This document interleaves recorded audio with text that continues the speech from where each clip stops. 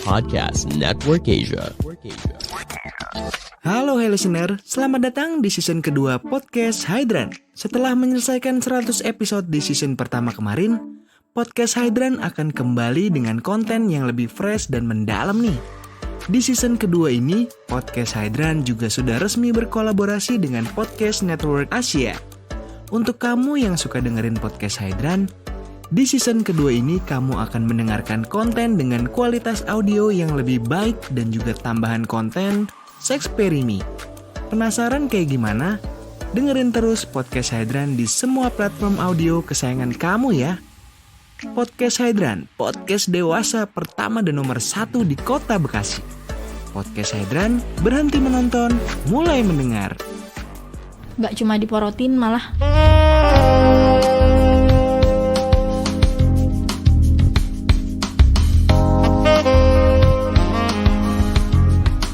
Tuh dimanfaatin kayak nyokap ini kan pinter ya manage sesuatu ya. Dibikinin usaha sampai kayak gitu-gitu. Anjir. Waduh, gokil. Berondong terpintar yang pernah gue lihat. Iya bagus lah. Tapi nggak bagus lah, perhatian dia kan 100% buat berondong itu otomatis. Iya sebenarnya ya balik lagi ke orang sih. Soalnya kan sama kalau kita putar balik ya. Ada cewek yang main gadun misalnya, om. Dia main gadun dikasih uang, dia nggak bisa ngapa-ngapain. Akhirnya Ya, putus mati betul, juga. betul, Akhirnya dia bisa manfaatin uangnya. Maksudnya gitu. Itu ada positifnya walaupun sebenarnya itu negatif. Negatif. Oh ya mungkin ya memutarbalikannya seperti itu. Tapi saya di posisi sebagai anaknya agak merasa dirugikan. sangat. Ya nggak apa-apa, itu masuk akal. Tapi kan sebenarnya kalau ngomongin soal scope relationshipnya itu nggak ada masalah kan? Karena kan mama sendiri, si Brondong sendiri, kecuali si Brondong sudah punya istri, sudah punya pacar. Benar. Itu baru memang parah. Tapi kalau ini sebenarnya kasusnya yang harus disadarkan ya, misalnya Nyokap. kalian nggak setuju ya harus bilang ke nyokap ya gitu. Tapi sebenarnya tidak ada aturan tidak yang boleh dilanggar sebenarnya gitu. Oke, lanjut. Karena kalian nggak suka semua kan? Iya lah, maksudnya nggak sukanya di sini ya gue nih yatim gitu. Gue nih seorang yang tidak memiliki bokap gitu, dan perhatian orang tua yang cuma pincang itu ya menurut gue butuh, sangat butuh diperhatikan gitu, sangat butuh diawasi lebih, karena posisi gue masih SMA dan adik-adik gue masih SD, SMP, dan menurut gue itu masa pertumbuhan anjir. Kita semua masih butuh untuk diarahkan, diawasi gitu. Terus tiba-tiba dengan sosoknya dia datang itu otomatis gue yang tadi gue bilang dipaksa dewasa dengan keadaan gitu kayak. Buktinya bagus. Bagus kan? Jadi dewasa kan? Tapi ya pada saat sekarang manfaatnya memang ada hikmahnya. Emang pastilah kita kan harus bersyukur gitu. Tapi intinya ya kalau gue ingat masa itu ya gue malah sedih justru kayak di saat gue yang harusnya, apalagi ada bokap itu kan harusnya nggak ada bokap itu udah pincang banget. Gimana sih anak-anak ini anak kecil ya, gue nih nyadar kayak gue nggak punya bokap ya, gue sadar gue tuh butuh dituntun, butuh untuk seperti ini loh gitu caranya ya, itu pasti. Dan menurut gue nggak dapet itu dari bokap, berharap dari nyokap, tapi ternyata nyokap tidak bisa memenuhi itu, dan akhirnya gue harus mencari sendiri, meraba untuk menjadi gini gimana ya caranya ya. Gue cari tahunya malah justru bener-bener sebisa gue aja gitu. Dan kadang menurut gue jadi buntung di saat gue udah mulai capek, karena kan semangat itu misalkan aja nih gue nih kan sekolah nih, terus kan misalnya gue juara kelas, gue bisa nih, tapi saat gue udah capek nih gue capek banget, ini gimana ya. Nah harusnya gue butuh sosok yang support, butuh sosok yang ya udah kamu maunya gimana, tapi nggak bisa. Jadi kayak ya udah di situ, di titik-titik itu aja kayak gue ngerasa wah gitu. Tapi sorry deh, bokap itu menyokap, bokap nggak ada, itu bukan pisah atau enggak? Meninggal. Yes. Itu di nyokap umur berapa? Bokap umur 39. Hah? Bokap? Nyokapnya maksudnya nyokapnya? 37. Beda berapa tahun sih? 2 tahun. Oh, masih muda banget. Loh, berarti anak yang paling muda lahirnya pas nyokap umur berapa? 2004, sekarang udah 19. Wah. 18 tahun. Hah? Oh, maksudnya umur yang paling kecil. Yang paling kecil. Kalau 18? Nyokap umur 30-an. Iya, 35. Wah, gila. Umur 35 anak udah 6. Wow. Wah, iya. Sakit gue apa juga sih, nggak bokap? tahu. Sakitnya 4 hari doang, jadi kayak masuk angin gitu, tapi Angin ternyata- duduk angin atau duduk. jantung. Iya, Bisa jadi. itu dua itu sih diagnosa Iya, dokter, apalagi tapi ya yang- emang udah nggak ketolong, jadi Ya ya itu udah. penyakit yang dadakan. Iya, 4 hari. Selingkuhnya nih di Udah nggak ada sih, bokap udah. bukan maksudnya selingkuhnya itu di kok bukan selingkuh ya, kok selingkuh Iya, sih? maksudnya pacaran. Sorry pacarannya itu di nyokap umur 40-an. Enggak begitu enggak sih di umur berapa, yang jelas gue udah SMA. Ya maksud gue kita tuh masih yang kecil-kecil gitu loh, menurut gue masih butuh banget diperhatiin.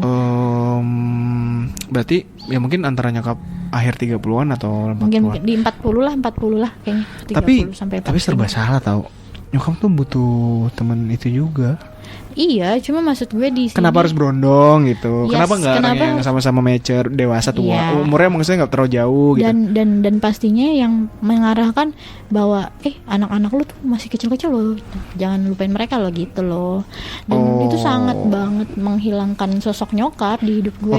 Yang gimana sih orang SMA jati diri kan, perempuan pun pasti butuh buat jati diri itu, tapi ya nyokap nggak ada sama sekali. Kalau misalnya katakanlah ya, dia berondong, umurnya jauh lebih muda, tapi dia dewasa, terus pengennya supaya coba dia jagain anak-anak lo gitu. Itu sebenarnya kalian sebagai anak-anak nggak apa-apa? Nggak apa-apa loh, nggak apa-apa banget. Malah justru ya kita ya pasti ngehargain lah, karena dia menghargai kita juga gitu, dalam artian nggak nyulik nyokap gue gitu loh. Ya nyulik ya dalam artian bener-bener hilang, gimana sih? Dan ini lebih ke akhirnya orang-orang tahu nyokap gue tuh diguna-gunain, ada guna-gunanya. Waduh, tapi itu udah mistik sih, maksudnya harus dibuktiin lagi sih. Nah tapi ya di situ karena bener-bener kayak orang lupa nggak punya anak sih, jujur. Tapi kalian sempat ngelabrak nggak? Oh iya, gimana caranya kau bisa ngelabrak si Tapi Brondong? kakak gue yang pertama. Oh, dia sendiri. Iya, karena guenya di rumah. Terus ya, dilabrak. gimana Terus kayak, ceritanya? lo tuh bla-bla ngadu anjir ke nyokap gue. Jadi kayak gini, kayak lo tuh nggak tahu diri ya gitu, kayak kalau lo emang mau kayak gitu tuh maksudnya jangan hilangin perhatian dari anak-anak, dalam artian jangan sampai ini nyokap gue jadi lost control buat anak-anaknya lah. Kita nih masih pada kecil-kecil. Kalau misalnya seandainya kita adalah anak-anak yang ngerasa dibuang sama orang tuh, ngerti gak sih, kayak ada Iya, ngerti. secara psikis kita ngerasa terbuang, kita bisa loh malah jadi jahat, jadi binal, jadi orang yang tidak merasa terdidik gitu ya? tidak terdidik.